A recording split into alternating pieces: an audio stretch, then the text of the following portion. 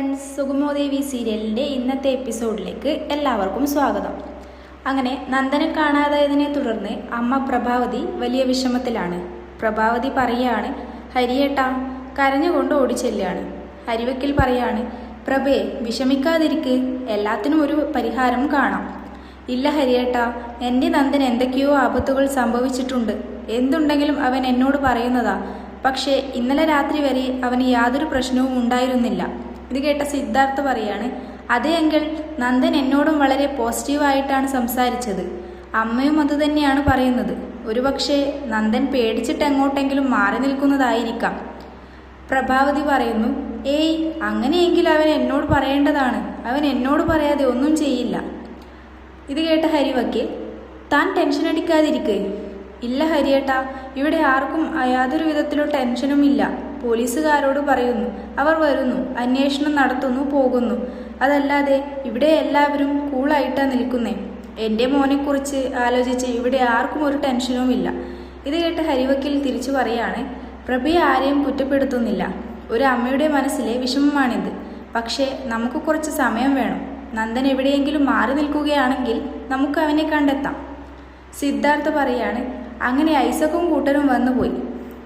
ഹരിവക്കീൽ, ശരി, നമുക്ക് എത്രയും പെട്ടെന്ന് കുറച്ച് സ്ഥലങ്ങളിലേക്ക് പോവണം.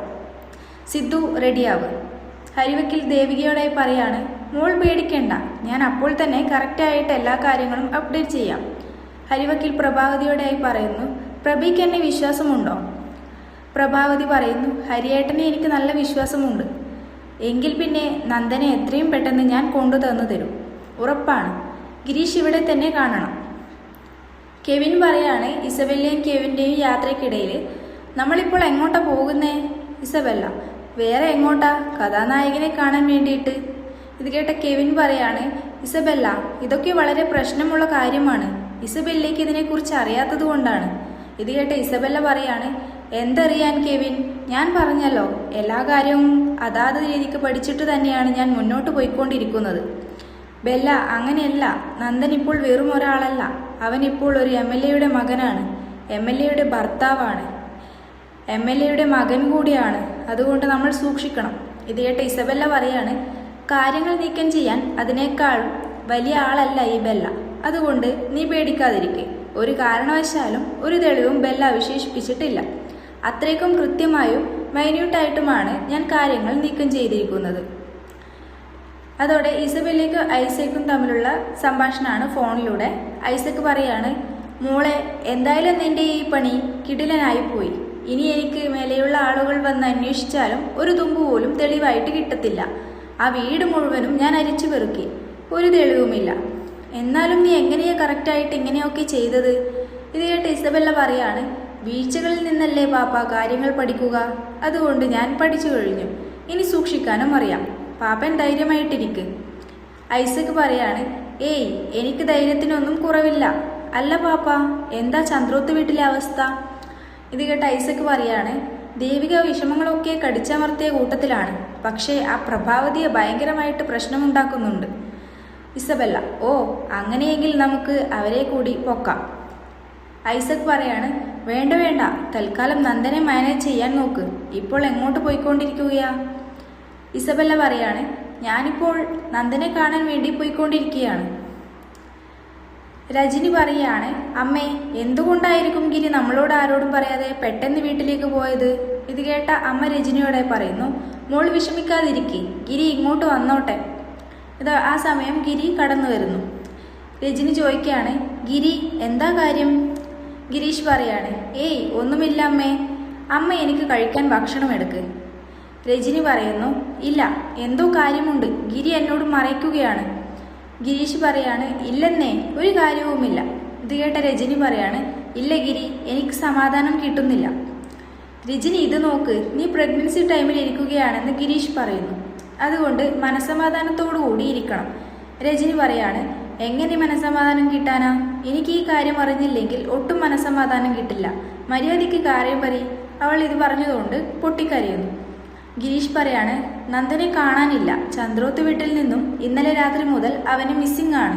വളരെ പോസിറ്റീവായിട്ടായിരുന്നു നന്ദൻ ബിഹേവ് ചെയ്തിട്ടുണ്ടായിരുന്നത്. പോലീസിനെ പേടിച്ച് നന്ദൻ മാറി നിൽക്കുന്നതായിരിക്കാം. ഇത് കേട്ടതോടെ രജനി പറയാണ്, ഏയ് പോലീസിനെ പേടിക്കുന്ന കൂട്ടത്തിലല്ല നന്ദൻ, ഇതിനു പിന്നിൽ അരുന്ധതിയാണ്. ഗിരീഷ് പറയാണ്, ഏയ് എന്തായാലും പോലീസ് അന്വേഷിക്കുന്നുണ്ടല്ലോ, നമുക്ക് നോക്കാം. രജനി ഇത് കേട്ടിട്ട് പറയാണ്, ദേവിക ജീവിതത്തിലേക്ക് വന്നതിനു ശേഷം ഒരു കാലത്തും ചന്ദ്രോത്ത് വീട്ടിൽ സമാധാനമുണ്ടായിട്ടില്ല. ഇതിനു പിന്നിൽ ദേവികയുടെ കൈകളുണ്ട്. ഗിരീഷ് പറയാണ്, ആ അവസാനം ദേവികയിലേക്ക് തന്നെ ചെന്നെത്തിയല്ലോ, നിനക്ക് അവളെ കുറ്റപ്പെടുത്താതെ ഉറങ്ങാൻ പറ്റില്ലേ? രജനി, ഇല്ല, ഇതിനു പിന്നിൽ ദേവിക തന്നെയാണ്. ഇത് കേട്ട് ഗിരീഷ് പറയാണ്, ആ ഉണ്ടെങ്കിലേ സഹിച്ചോ. മുരളിയും ദേവികയും തമ്മിലുള്ള സംഭാഷണമാണ് അടുത്തതായി കാണിക്കുന്നത്. മുരളി പറയാണ്, അതേ ദേവി, എനിക്കൊരു കാര്യം പറയാനുണ്ട്. ദേവിക, എന്താ മുരളിയേട്ടാ? മുരളി പറയാണ്, എന്നെ ഒരു ഡ്രൈവറായിട്ട് കണ്ടാൽ മതി, ഒരു ഡ്രൈവർ ചോദിക്കുന്ന പോലെയും കരുതിയാൽ മതി. ദേവിക ചോദിക്കുന്നു, എങ്കിൽ എനിക്ക് ആ ചോദ്യം കേൾക്കേണ്ട, സൗകര്യമില്ല. ദേഷ്യത്തിൽ ഇറങ്ങിപ്പോവാണ്. മുരളി പറയാണ്, ദേവി നിക്ക് നിക്ക്. ദേവിക, എന്താ മുരളിയേട്ടാ? മനുഷ്യൻ തലയ്ക്ക് വട്ടുപിടിച്ച് നടക്കുന്ന സമയത്താണ്, അതിനിടയിലാണ് മുരളിയേട്ടൻ്റെ ഒരുമാതിരി ഡയലോഗ്സ്. ഒരിക്കലും ഇത് അംഗീകരിച്ച് തരാൻ കഴിയില്ല. മുരളി പറയാണ്, ദേവി സോറി. പിന്നെ ദേവിയുടെ മുഖത്ത് നോക്കിയിട്ട് ഇതിൽ യാതൊരു ടെൻഷനും ഉള്ളതുപോലെ തോന്നുന്നില്ല. അത് എൻ്റെ തോന്നലാണോ എന്ന് എനിക്കറിയില്ല. ദേവികയും നന്ദനും തമ്മിൽ തെറ്റിക്കൊണ്ടിരിക്കുന്നത് കൊണ്ട് എന്തെങ്കിലും വിരോധം ഉണ്ടെങ്കിൽ അതൊക്കെ മാറ്റിവെക്കണം. ദേവിക പറയാണ്, ഇതിന് മറുപടി പറഞ്ഞാൽ അത് കൂടിപ്പോകും, അതുകൊണ്ട് ഞാൻ ഒന്നും മിണ്ടുന്നില്ല. മുരളിയേട്ടൻ എന്നെ ഒരുപാട് മനസ്സിലാക്കിയിട്ടുണ്ടെന്നാണ് ഞാൻ കരുതിയത്. പക്ഷേ അതൊക്കെ തെറ്റിപ്പോയി. എന്നെ ആരും മനസ്സിലാക്കിയിട്ടില്ല, മനസ്സിലാക്കുകയുമില്ല. എന്തായാലും എൻ്റെ മനസ്സിൽ ഇപ്പോൾ ഓടിക്കൊണ്ടിരിക്കുന്ന ചിന്തകൾ എന്താണെന്ന് മുരളിയേട്ടന് പറഞ്ഞാൽ അറിയില്ല. മുരളിയേട്ടൻ ഇവിടെ വെയിറ്റ് ചെയ്, ഞാൻ ഇപ്പോൾ തന്നെ വരാം, ഒരിടം വരെ പോകാനുണ്ട്. മുരളി പറയാണ്, ഇനി എങ്ങോട്ടാ? അകത്തേക്ക് വരുന്നുണ്ടോ? ഇത് കേട്ട ദേവിക പറയാണ്, എന്തായാലും ഇതിനെ സംബന്ധിച്ചുള്ള കേസ് കാര്യങ്ങളൊക്കെ ആയിട്ട് തന്നെയാണ് പോകാനുള്ളത്. ദേവികയും സ്വന്തം വീട്ടുകാരും മാധവൻ രാധികയും തമ്മിലുള്ള സംഭാഷണമാണ് അടുത്തതായി കാണിക്കുന്നത്. ദേവിക പറയാണ്, അമ്മേ, അവിടുത്തെ കാര്യങ്ങൾ പറയാൻ വേണ്ടിയിട്ടാണ് ഞാൻ ഇങ്ങോട്ട് നേരിട്ട് വന്നത്. രാധിക പറയാണ്, എന്താ മോളെ, എന്തുപറ്റി? ദേവിക പറയാണ്, അമ്മേ, ഞാൻ ഈ കേസുമായി ബന്ധപ്പെട്ട് 1-2 സ്ഥലങ്ങളിലേക്ക് പോകണം.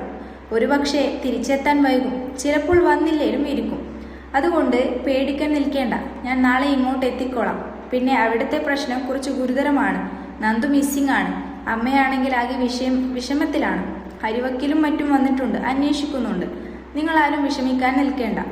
രാധിക ഇത് കേട്ട് പറയാണ്, മോളെ, എനിക്കിപ്പോൾ നിന്നെക്കുറിച്ച് ആലോചിച്ച് ആകെ വിഷമം തോന്നുകയാണ്. മനസ്സിലൊരു മനസ്സമാധാനവുമില്ല. ഇത് കേട്ട് ദേവിക പറയാണ്, ഇപ്പോൾ അതല്ലല്ലോ അമ്മേ പ്രധാനം, നന്ദൻ്റെ കാര്യമല്ലേ.